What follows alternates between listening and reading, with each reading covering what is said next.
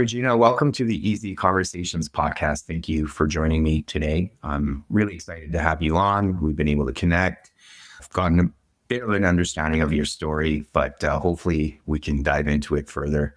This idea of isolation that we tend to experience is often something we create in our own minds, but there's a community we can reach out to and build. And that's one of the areas I've realized for myself over the last few years. And even in the therapeutic work I do, I think when we're able to feel that sense of connection, we can get over so many things. And then those thoughts we have in our mind, we're able to challenge those as well. But before we get into all of that, I do want to give you an opportunity to share with the listeners a little bit about yourself, who you are, and what's brought you here today. Sure. Well, first of all, I want to thank you for creating a community of like-minded people that can share things like this. That's so important. So what brought me here, I've been on a lot of detours in life, and now I can call them detours. At the time, they seem like it's a crisis, it's a problem, it's a mess. But I really believe that in every mess, there's like magic to be found and Mm. lessons to be found. And so I spent my life like stumbling through life and then realizing all of it was gift, all of it. Mm. So I've written some books and I have the new one, Little Detours and Spiritual Adventures. And I really believe that every detour that you get stuck on, like nobody wants to go on a detour. Nobody says, wow, a detour. I can't wait to go on that road. And I feel like those happen all the COVID was a huge detour for the entire world. And I think people are Mhm. still way back and that sense of community got lost. And I think we're all trying to find who's our we. I think that's important to have a we that is not just me and I, but we have this we around us. And I grew up in a big we. I'm one of 11 kids. So there's always a sense of a community. And I think that's what we're really hungry. That's Mhm. what I'm trying to foster. And I think that's what you're doing too. Yes, absolutely. And so many threads to pick up on there. One of the things you said, one of the 11 kids, but even in that, like you can feel isolated and alone because as much as you could say, these are my siblings, this is my family, if that sense of connection is missing, then that loneliness can kick in. So then how do you build that community of people, as we've talked about, where there's a deeper sense of connection, especially in the world we live in, where we tend to identify so many differences and we just focus on the differences rather than identifying similarities, right? And starting from the basics. And then I think that sense of community can get stronger, but I think everyone struggles right now. And to your point, COVID brought that to the forefront because now you were like even divided in your views around the Right. pandemic and what you thought it was and how to deal with it. And that separated a lot of people. And I think that's where we tend to suffer is in that sense of separation. But just want to understand how you navigated even growing up with 10 siblings, right? No, and that's a really good point because I have 5 brothers and 5 sisters, but we had a lot of abuse in our home. And at the Mhm. time, it was just life. You didn't realize it was abuse until you get older and you're in counseling and you're like, whoa. And I think there were times where we grieved and we were sad together and we used a lot of humor to get through it. But then we all had to figure out on our own what happened to that house. And sometimes I felt really connected and sometimes I felt terribly alone. And I still have that kind of sometimes that inner grief of feeling alone in the world. But I think some of us were born feeling that. I feel like it's almost like a spiritual hunger we have. Mhm. And no amount of people or busyness fills it. I think we're all seeking for something deeper, and I think that's what the connections now are about, are what are the deeper connections? Because Mhm. you could have 30 friends, but if it's all superficial, you're Yeah. still empty on the inside. You could I remember a teacher in high school said to me, "If you have 5 friends you can really count on, you've got it." And I'm thinking, Mhm. 5? That's it?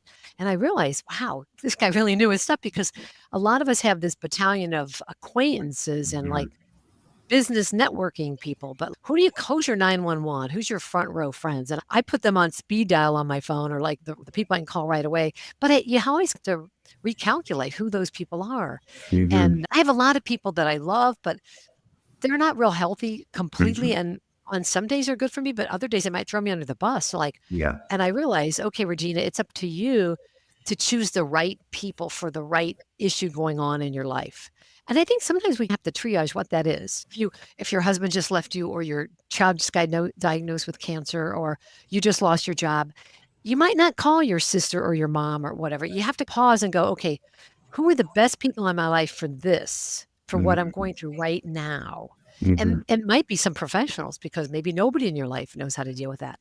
But when I got diagnosed with cancer many years ago, back in 1998, I had to grow a big we, an oncologist, a radiologist, and new doctors and technicians, and I had great people, but one of them, like, when my hair fell out, she said my head looked like dirt, my little bald stubbles, and I'm like, "Okay, she's not the person to call Yeah. when I wanna feel good about my body image," but she was good about humor and other things. So, Mhm. cancer taught me a lot about forming little committees in your life. Who are the committees for different issues you're dealing with? And I think we have to grow the we. I always say build a bigger we. Who's your we in your life? Yeah, no, I appreciate that. And I agree with you. I think there was a time in my life too where there was this fear of being lonely. So I surrounded Yeah, myself with people.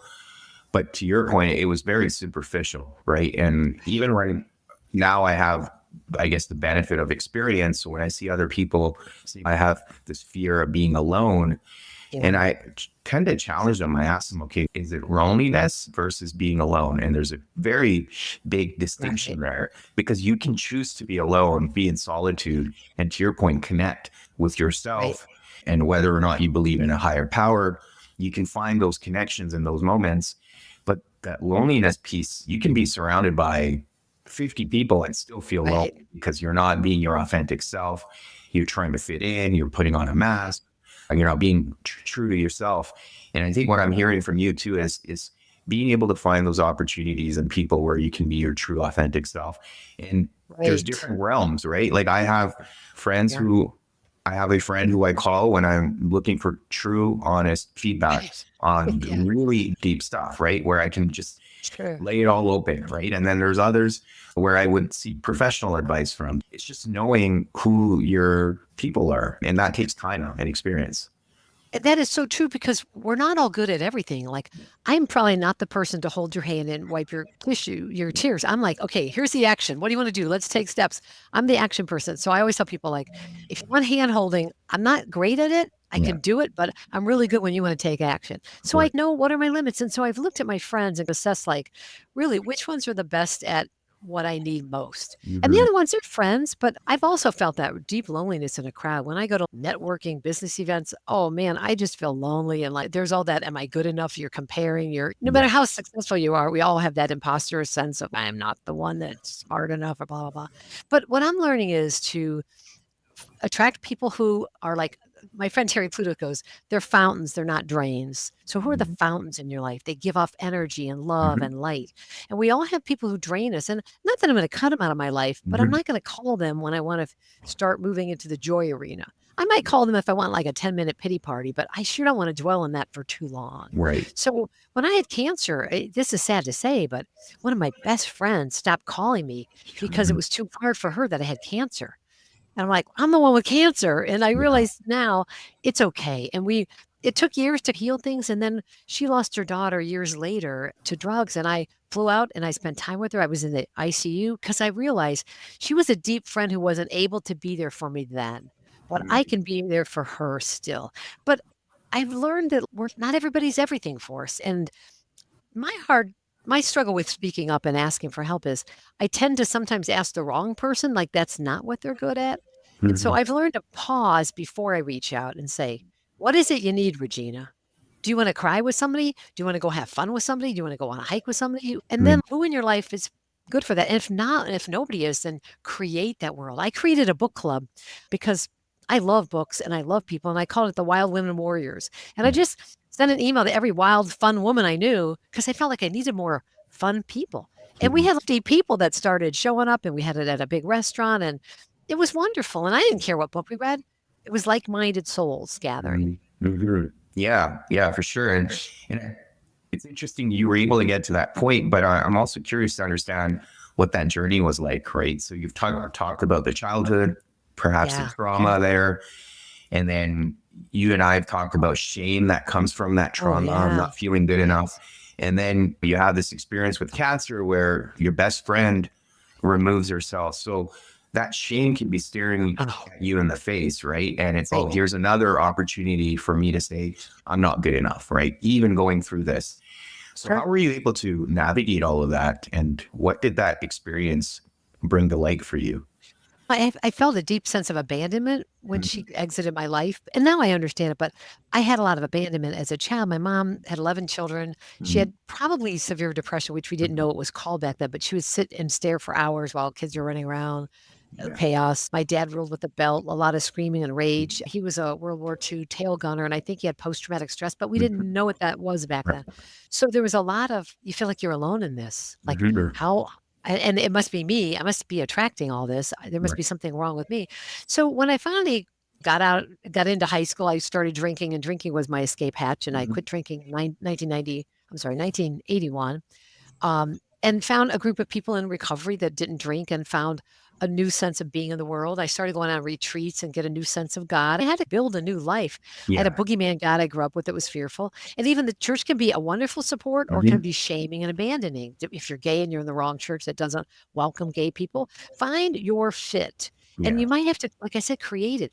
I spent a lot of years in counseling to really take every layer off that child abuse and abandonment and shame because I kept attracting people that didn't value me. And I Mhm. felt like that's just what's out in the world. And no, when you've been traumatized, abused, you're vulnerable. And there are people that prey on that and don't treat you well, but that's not the whole world. And Right. once you start healing, you start attracting like really nice people and real Mm. loving people. But until you heal those wounds, I think you attract people who hurt you. At least I did.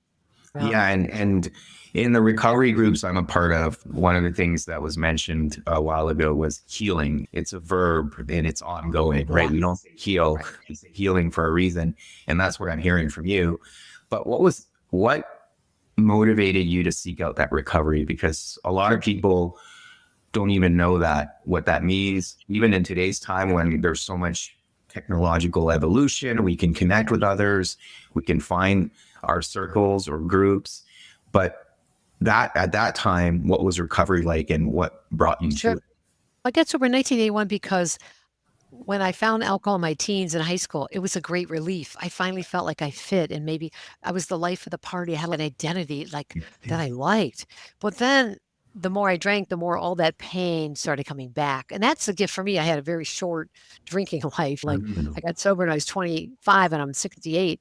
And for me, the bottom was the pain started getting bigger. And the pain was the pain of being Regina, of not feeling loved and wanted. That's my deepest core is I never felt loved and wanted in this Mhm. world. I felt like I was an accident. Like my first book, God Never Blinks, I write about how I felt like God blinked and missed my arrival. Like even God didn't know I showed up in the world. I felt so alone.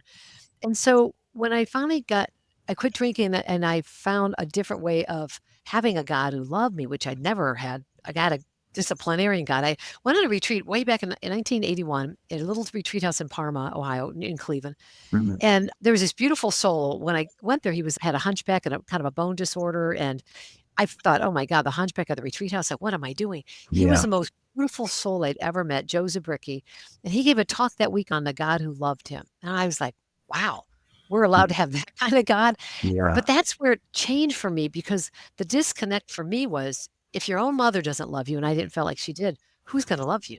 Doesn't even know you're around. Like, who do you have? I'm like at zero, ground zero. And Yeah. I left that retreat believing that I could have a God who loved me. And so I started looking for that and going on retreats and reading spiritual books that could feed that love and finding new people because you sometimes we have this U-Haul of friends that like have problems and troubles and they're really not good for us anymore. They were good for us at a time in our life, maybe when we drank. When I got sober, they said, you got to get all new friends. I'm like, what? I Yeah. don't even have that many drinking buddies.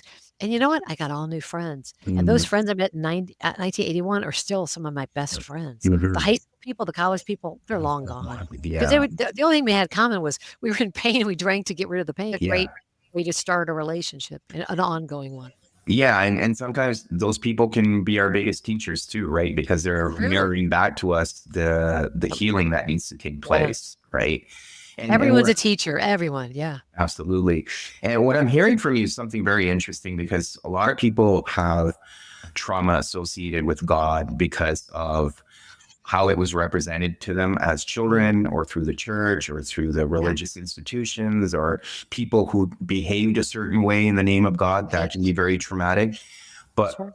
what I'm also hearing from you is when you're able to change your inner state, what Yeah. you believe to connect with God, it changes also, right? So when you were in the Right. state of feeling abandoned, that was a relationship you were projecting out. But then when you're able to accept love for yourself, that relationship evolved too. Are you able to speak to that a little bit more? And why are you, are you also identifying that in other people where they're so traumatized that Oh, their yeah. worldview of God is also often transformed because of that? Sure, sure. I think for me, again, that core identity was shame. I'm not enough. And I believe that's where most bad behavior in the world comes out of is I'm not good enough. I'm not smart enough. I'm not enough. So I'm going to gamble or I'm going to be the biggest political leader and ego, but it's all to cover up being less than. And Mm, when I finally found a God who loved Regina, the mess that she was as is, I had a beautiful woman who said, you keep going to God, trying to be perfect and say, here I am, God, look at me. And she said, you go to God messy. God is the soap. I'm like, mm, wow, because I could never be good enough for God, and I could never work hard enough and whatever. And I think that I know a lot of people have a hard time with God. You have to call God. You talk about a power greater than yourself. I tell people, do you believe in gravity? Because you're standing on the earth and you're not floating away. So there's a power greater than you, if you want to call it gravity, because yeah. that scientifically exists and we know it. But that idea that it's not just you and I'm like, I never feel alone now. Even when there's a tragedy or there's even COVID, I'm like, I've got this great, I call it the zipper relationship with God. Like I connect me and God and all the it goes up and down all day long. Like Mhm, I'm connected. I'm not disconnected anymore. And mm, how do you build that? You unpack it. In recovery, you do a lot of inventories, a lot of writing down what you misunderstood. And there's a lot of self-help books now that do that. I actually went to the Meadows treatment center to deal with the trauma I had in Arizona because there was so much abuse, physically, sexual abuse from relatives, and mhm, as a teenager from other people. And I had to unpack it. Pia Melody was my counselor at the Meadows, and she's one of the greatest in the field. And they have you take an inventory of your life and every year write down what happened to you, how did it feel then, and how does it feel now? And I mm, did that. And there were so many things. And I realized I was never able to be angry because my dad's rage. I was never allowed to have anger in my mm, life because anger meant rage. So when you start working on those healing things, then the outer things change, your workplace, who you date, who you marry. But we tend to want to work on those outer rings. I'm an archer, and we never aim for the outer rings of a target. You aim for the center. And to mm, me, that X in the middle, it's you and God. And it can be a God that just means love, nature, whatever. But when that gets right, then you can work out to the other circles. If you love yourself and feel love, I'm going to eat better because I value me. mm. God, I want to lose 20 pounds. It's that I want to feel good about me. And maybe you feel great weighing what you weigh, and that's fine. But Yeah, you don't let the world judge you and change you. So right. I work on that core middle target. I call my X's Mhm, really me and God and being feeling, knowing I'm loved, not just feeling it, but knowing mhm, deeply I am valuable and I'm loved as is. If I right. sit on the couch and eat crackers all day, God didn't judge me and say, Mhm, "What? Hey, no work. What are you doing?" mhm. I think really all those circles we try to work on, if we'd start at the middle, they would just take care of themselves, a Yeah, lot of them. yeah. And it's interesting you talk about archery because sin is like a Greek word for missing the Missing the mark. target. Yeah, missing the mark. You're right. Yeah. It's interesting, right? Because we tend to beat ourselves up when we feel like we've sinned. And again, if we don't Right. have that Yeah. healthy, loving relationship and we're not connected to ourselves, then yes, that shame will just take over and we'll just Yeah. beat ourselves up, tell ourselves that we're not good enough, we're we deserve the pain and the Yeah. suffering and the Right. punishment. But to your point, you get to choose again. You get to correct. Right. And that's the beauty of it is even if you miss the mark once, Yeah. you can try again. So And what I love too is the sense of God I have in the world. There's an evolution to it. yeah. It's not just God in the sky. It's like the power of the earth, energy in the world, whatever it is. But all I know is when I connect with that, it doesn't matter what happens on the outside because 'cause I'm in a good place. Like, everything around me can be going haywire, but if I'm really connected with that power of love and light and goodness, and even going into a whole new leadership in the country, it's like, I'm not gonna climb into any darkness of what's ahead because each of us, we are the light, and that doesn't change, and Yeah. we need to each tap into what does that mean for us? Mm, I find that now when there's a problem or a change that I can't control or it doesn't go my way, I'm trying to not have any preferences because it's my teacher. yeah. Donald Trump is my teacher. Joe Biden's my teacher. Whoever in the world, whatever's going on in Israel, my teacher. Ukraine, Mm, my teacher. LA fires, they're my teacher. How can I be more loving? more kind. And what I do with that is I can't save the world. So when I read I read 3 newspapers a day because I love being a journalist. But when I read the New York Times, the Wall Street Journal, my local paper, and I see a really horrible thing, I put my hand on the headline and I pray for the people there. And then I turn the page because I am like a sponge for pain and I cannot take on Mhm. everyone's pain. If I For can do something, volunteer, donate, great. But so much of it is I'm not going to climb into the well of despair and just stay there. 'Cause I'm of use to anybody there. mhm, mhm. And I think there's that temptation with COVID, "Oh my gosh, it's so awful," and now with change in leadership or what's going on in the world, there's always been awful things. We just know about them now because we have instant connection all day long. And I remember many years ago when little Jessica fell in the well out in somewhere out west, we only knew about it because it was in our local paper. But Yeah, now if it falls in a well everywhere in the world, we know about it because we're on Twitter and Instagram and yeah. Facebook, and we're bombarded by the bad news. And I Mhm. remember someone once saying to me, a reader, I've been a journalist since 1986, I write columns, and he goes, "I used to say I hate the paper's full of bad news." He goes, "But the good thing is it's bad news because if it became ordinary that things happened that were horrible, they wouldn't be news. It would be what's ordinary. Yeah. So what's ordinary doesn't make the news. The bus is running on time isn't news. A woman loving her children and tucking them in and singing the songs, it's not news, it's what's supposed to be. So we Mhm. have to remember that all the goodness in the world is going on. It's just not making Hmm. headlines. Yeah, I agree. And I think that's part of the human condition because in the therapy world and quite often, even spiritually, people experience a significant shift when they're able to focus on what should I be grateful for. And Yeah. we live in a world where there's so much focus on negativity, and Yeah. that's where the focus is. And that's all we see around us, right? And Yeah.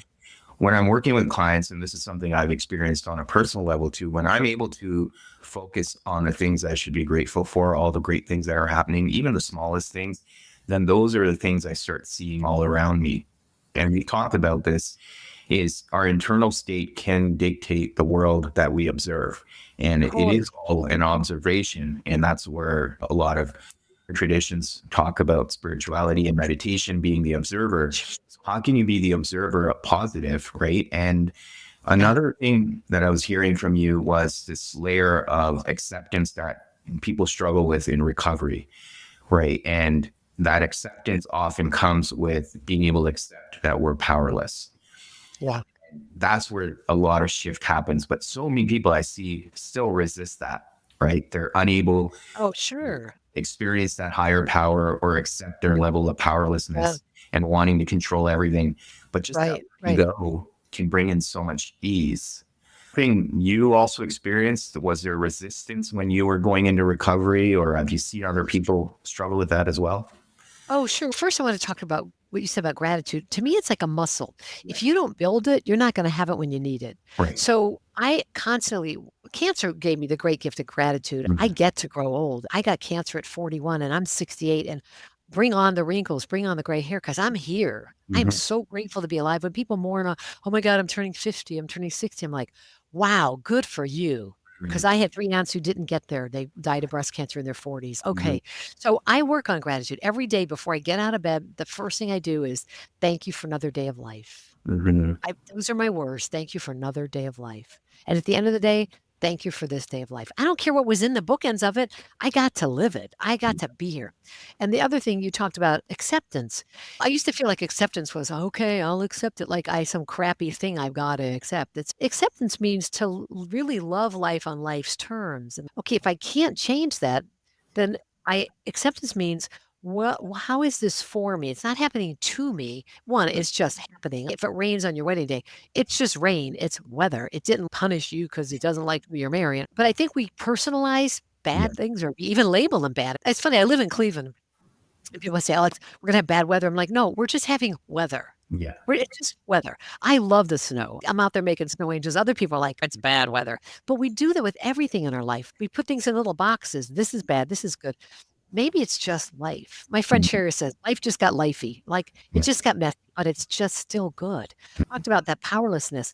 And I think what happens when I feel powerless, and I can feel powerless when the person I voted for didn't get elected, or I go to the store and they won't return my item that I wanted to because the receipt doesn't work. I can be sent right back into that shame of, oh my God, oh no, and doom and gloom or anger or whatever. And I realize that powerless knocks me back into the shame hole of childhood, being abandoned. Because when I'm in a good place, it really doesn't matter what happens in the world. I'm in a Yeah. good I tell people in recovery, we got to constantly fill our ATM with cash, or when we need it, there'll be nothing to take out. Right. So I'm constantly prayer meditation every day, 15 Mhm. minutes meditate in the morning, 15 at night. Now, I don't see there's no cool breeze blowing through me like the York peppermint patty commercial. I don't see Mother Mary on a pizza. I just sit for 15 minutes and nothing happens. But through the Mhm. day, when I want to say something snarky, a little voice says, don't do it. Or Yeah. if wanna not exercise, little voice says, "Come on, you can do a little bit of that." Meditation aligns me. Mhm. So, I feel like that acceptance, if you find what spiritually feeds that inner like we talked about that X, for me, Yeah. it's prayer meditation, it's going to recovery meetings, it's talking to positive people, reading really positive books and articles, and I feed myself good food spiritually. So then when there's a crisis, when I get a phone call that says, "Hey, my father-in-law just died," I'm like, I can be there for her, and I'm Right. like, "Oh, well, my dad, but how can I be there for others?" And it's easy because I got money in my ATM. I have spiritual money to share and to give away. But if you're not feeding that, acceptance is really hard. It's Mhm. there's a saying in the program, acceptance is the answer to all my problems. People will say, "What?" And the serenity prayer, the serenity to accept what I can't change, but there's also the courage to change what we can. And I feel like life is a great sorting machine. You know how Harry Potter had the sorting hats? It's change or accept. Like, where do I go with Yeah. this? We live that as a country. We had a president who couldn't accept an election. Talk about acceptance. And no judgment for anybody who voted Right. for it. I'm just saying there's that model of surrender that is a deep, Mhm. peaceful surrender when we don't like what happened. Yeah. I helped take care of my mom when she had Alzheimer's, and it was really hard because my mom neglected me so much as a child that Mhm. then to be the person to take care of her, and I thought, "You know what? I'm gonna believe that God is giving me the grace to heal that wound by loving her in a way she couldn't love me." So every Mhm. time I would visit her at the nursing home, I would call a friend in recovery to get my ATM filled up, like I'm going to see my mom and don't know which mom I'm going to get. Is she going to be negative like she always was? Or will she be this joyful, lighthearted new Alzheimer's mom that was like lovely, to be Mhm. honest? Yeah. And then after I would go to her, sometimes she'd be this childlike wonder, and other times he'd be like, "Let time, blah, blah, blah." I'm like, oh my God, shoot me down. But I was there for her because I had my ATM full. I'd leave that visit and I'd say, I loved her better than she loved me, God. They Mhm. check, I loved her better. And the day she died, when they called me, I knew I had fulfilled like a sacred contract to love her and to heal that wound. By loving her, I healed me not being loved. It sounds weird, but it was really powerful. Mhm. Yeah, and I appreciate you touching on the serenity prayer because there's a third piece to it is where we need to know the wisdom, or Yeah. sorry, the wisdom to know the The difference. difference. What do we accept? What do we change? Yeah. Because 'Cause I've been a doormat a lot, like, I'm gonna Mhm. save everybody and help everybody, because as a child with in a family of 11 kids, my dad said, "If anything happens, it's on your watch. You're at fault if they get hurt. You're in charge." I'm like, Mhm. "Whoa, walk around your whole life with radar. Who needs help?" And say, serenity, that wisdom to know the difference. It's, okay, if that person caused himself to be hurt, that Right. might be a consequence they need to have. It's so hard to be hands off. I'm Mhm. that weird person that's trying to force myself to help strangers. They don't even want your help. Go away. You're like a stalker. Right. It's like finding that wisdom. And the wisdom for me comes because I talk to people that are healthy. I meditate and pray. I read positive, healthy writing, Eckhart Tolle, Michael Singer. Mhm. Like I fill myself with, I feel like they're compasses, they're Mhm. guides. And Mhm. I try not to go negative on Facebook, Instagram. Like, who am I following? Do I Right. wanna be like that? If not, get out of that. Don't do that. Yeah. I try not to post anything anywhere on social media that isn't loving and giving and kind. Now, it's hard when football season's around and Ohio State is playing because I love Ohio State, but even that, I'm like, "Okay, don't go too dark on my Michigan fans." Yeah, fair enough. And I think that wisdom comes with time. And one of the Yes. things you touched on in your own journey is the ability to heal the intergenerational trauma too, right? So you Yes. inherited a whole bunch, but you Yeah. made a choice that I have the choice here to work through some of this. And there's some stuff that I Right. can't control, like how my mom shows up, right? So Right. that's come with time and experience as well. And right when you said, I thought of people will say he triggered me. It's my goal is to have nothing anybody can ever trigger, to have no buttons anybody can press because the buttons are mine. They'll say he pressed my button. It's why do you still have a button? Yeah. My dad hit me when I was 5, 6, 7, 8, but my dad's been dead since 1999.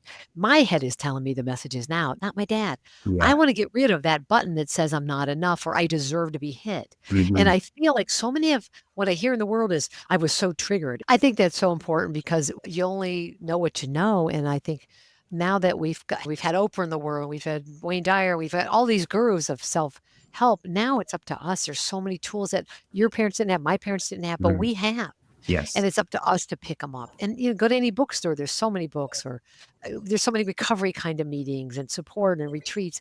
I feel like that we have the power now in the world to evolve in so many deep ways. Mhm. Let's do it. Mhm. You're never done growing. I No. think maybe once you're in the ground, but I'm still here, man. I'm gonna keep growing. Yeah, and I think around that point, you're never done growing. One of the other things you touched on earlier was this resistance people have to getting older, right? Yes. There's so much Yeah. anxiety around it. There's so much fear. Where do you think that fear is coming from? Like in my mind, I think if you've got a deeper connection within yourself, and we touched on God, then personally, and I don't mean to judge anyone, Sure. that fear should dissipate over time Sure. because you're no longer separated. Right. But the ultimate powerlessness is death. We're all gonna die, Yeah. but we spend our whole lives avoiding it. For me, I've had the wake up call of cancer and I didn't Yeah. know I'd get to live. But so every day I got scars where my breast used to be. I'm like, I'm living the hell out of today because I don't know if I get tomorrow. But Mhm. I think that so many have avoided. And so when you hit a certain age, the zero odometer age is 40, 50, 60, 70, 80. Oh my God, like I have fewer years ahead of me than behind me. But we know that. Mhm. So I believe that if you can make peace with that deep center of whether you wanna call it God or like the universe, whatever, Mhm. is there something bigger than you or not? Because you're gonna be dust or you're gonna be a spirit that lives somewhere else, and I'm Mhm. going for the spirit that's my energy is gonna stay alive somehow, somewhere, so I don't have that fear. I also used to work at a funeral home, and it's like I faced death all the time, picking up dead people to help, and I realized it's just a part of life that we're trying to outrun, and we're trying to, like I hate this anti-aging everything. I tell people, my hair, I let it go natural during COVID. I'm like, Yeah. I don't wanna resist aging because it's resisting life, Mhm. getting to live. So when you Mhm. say you're anti-aging, you're really anti yourself. Then Yeah. we wouldn't have any anti-gay, anti-black, anti-overweight, but we're allowed to be anti-aging, which is the last frontier, I think, of cutting people off as if they're not valuable Mhm. or there's Mhm. something wrong. Yeah. I can't tell how many things I see on TV. "Oh, this will make you look younger," or people come to me and say, "Oh, but you look so young." I'm like, "It's okay if I don't look young, because 'cause I'm not. Yeah. I'm 68, and I'm okay being gray and having some light lines under my eye or whatever." Yeah. I wanna send that message that it's okay to be whatever weight you are, Yeah. whatever age you are, whoever you are, that's the gift. Yes. Yeah. Yeah. And I think that resistance is where a lot of the anxiety comes in. And it's Yeah. like forcing nature not to evolve as it's meant to, right? Like it's kicking Right. back on the Yeah. seasons changing, where I think the Yeah. seasons are such a beautiful reminder of death and birth. And Right. does that death mean everything ends? No, there's rebirth. And I think that's where we tend to get lost is, to your point, our conception of what death means is often limited. And that's where that fear comes in because there's that uncertainty of what happens after. Yeah. And that's where a lot of that anxiety comes in, and we tend to resist it rather than just accepting it, as we've talked Yeah. about, and letting that energy flow through us. Yeah. Yeah, and Steve Jobs had this beautiful commencement address he Mm. gave Yeah. before he died, and he talked about, "If you knew you were gonna die, would you still wanna do what you're gonna Yeah. do today?" Yeah. Wow, and I keep that in my medicine cabinet. If this was your last day, do you wanna do what you're about to do? And I look and go, "Yeah, hell yeah," but it frames things. It's like putting a new frame around your life because Yeah. if you're really unhappy at work, then maybe it's time to leave that job. Because he said, "If the answer is no too many times, you better get a new life. Yeah. This is it." Absolutely, for sure. I do want to now talk about your recent book, and I'm curious to understand what's the message there. What Sure. motivated you to share that story and put it out there. And yeah, because we talked about detours right at the beginning. I'm just curious to understand because Sure. for a lot of people in the moment, yes, whatever you're experiencing can be tough to accept. And we can always say, yeah, a month from now, a year from now, you're going to look back Right. at this and you're going to feel so blessed, or you're going to be so Sure. grateful that this happened. And this is part of your journey, part of your growth. But it's hard to see that in the moment, right? The detour feels Right. so painful or so limiting, and we suffer in those moments. But Correct. just wanted to, yeah, put that out there. Well, some of it came about, I've had 3 books out, Mm, God Never Blinks, Be the Miracle, and God is Always Hiring. And then I took off in Poland. I have 9 books in Poland for all things. And I talked to hundreds of people who've read my books and who've shared these deep things in their life. And they're not little blips. They're like, yeah, I have a son who has autism who can't hug me and mm, I can't communicate with him. Or my husband has bipolar disorder. And they're like deep, profound differences in their lives. And I realized that so many of them became the gift in their life that they couldn't see. And I felt like I wanted to write this book not for just, oh, I lost my job yesterday, but wow, I've got to live with Parkinson's now for the mhm, rest of my life.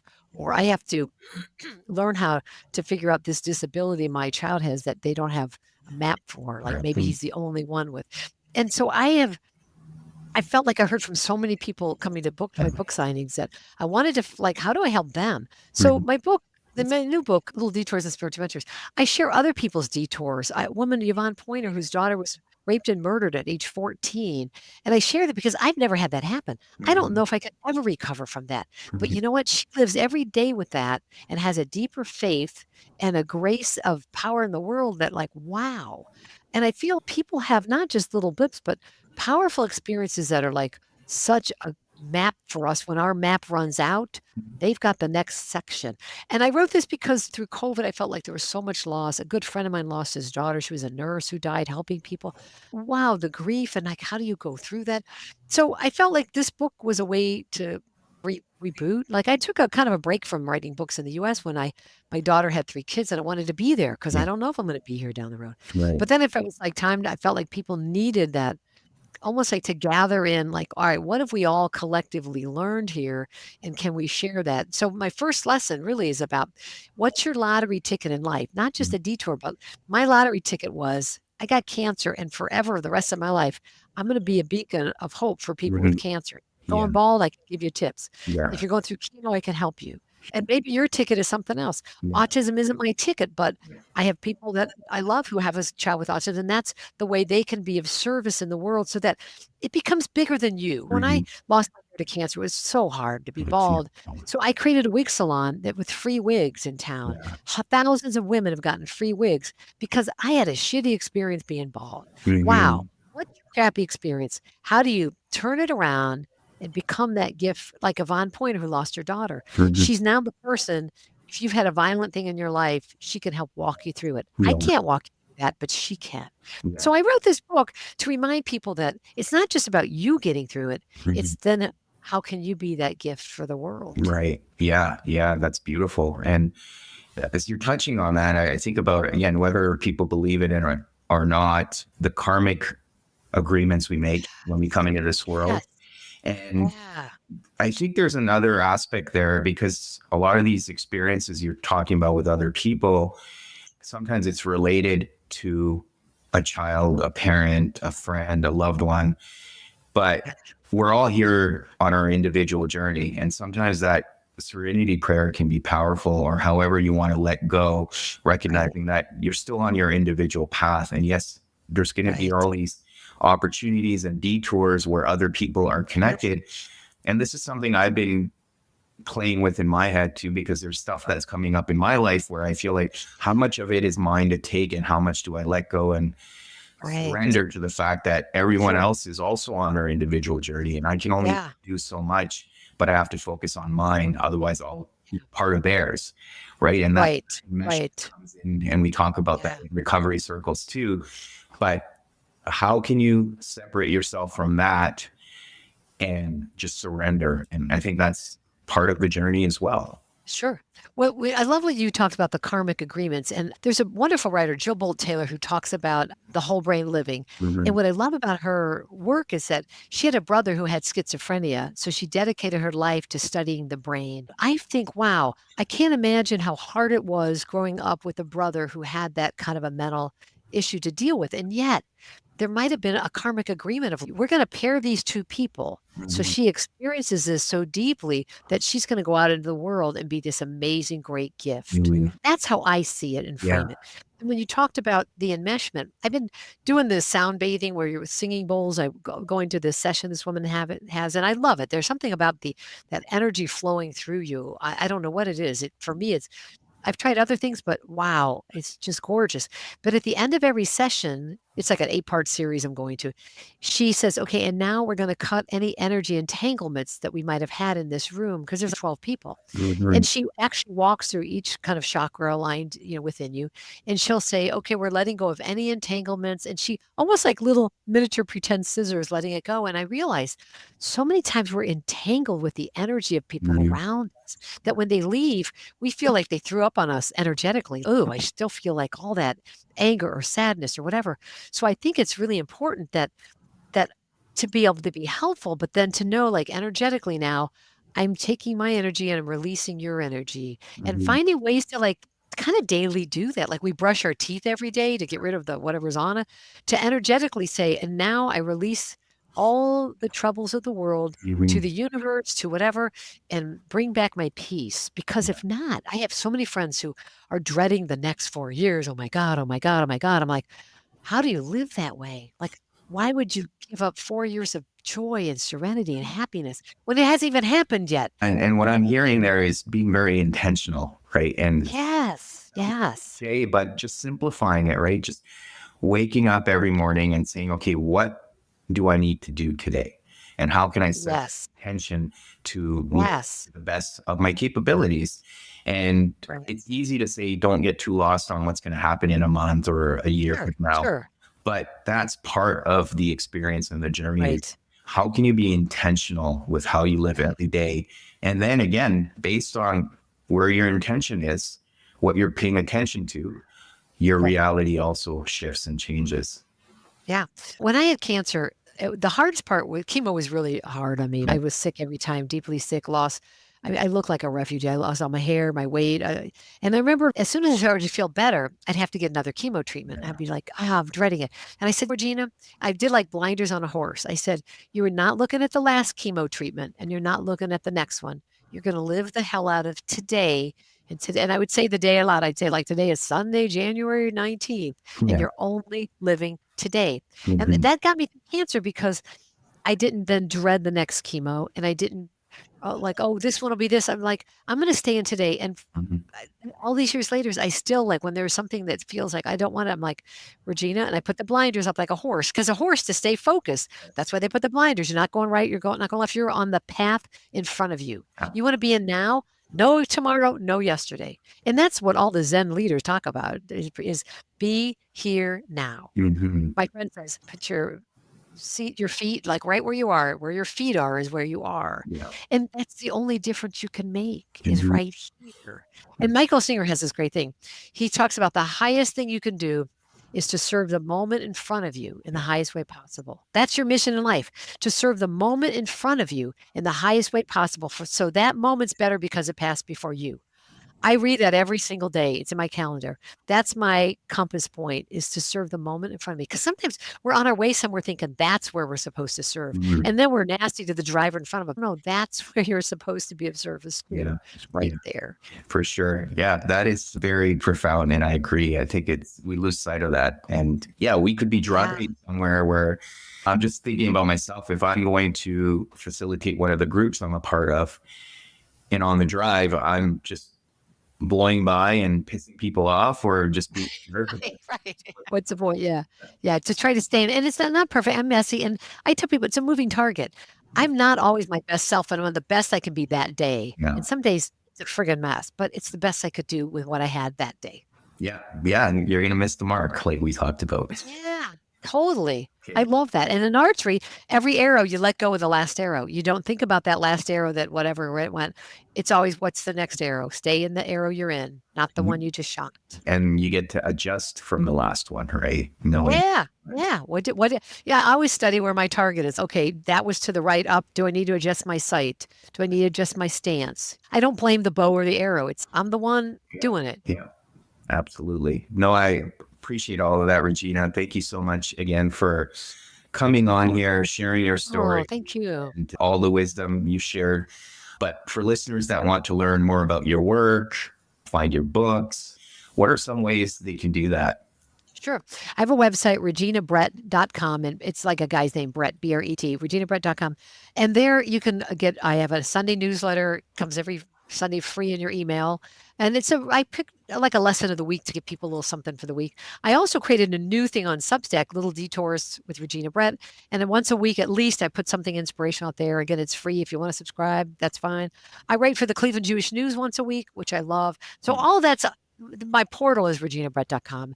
And I'm on Facebook and that, but I really want to leave people with that idea that like you are a great gift with whatever is in your life right now. And all of that stuff happening, it's not happening to you. It's just happening. And it might be for you. So that's what I'm trying to do is okay, wait, wow, there's great possibility everywhere, even in whatever just landed in your lap. Yes. Yes. That's beautiful. Thank you again. All right, thank you.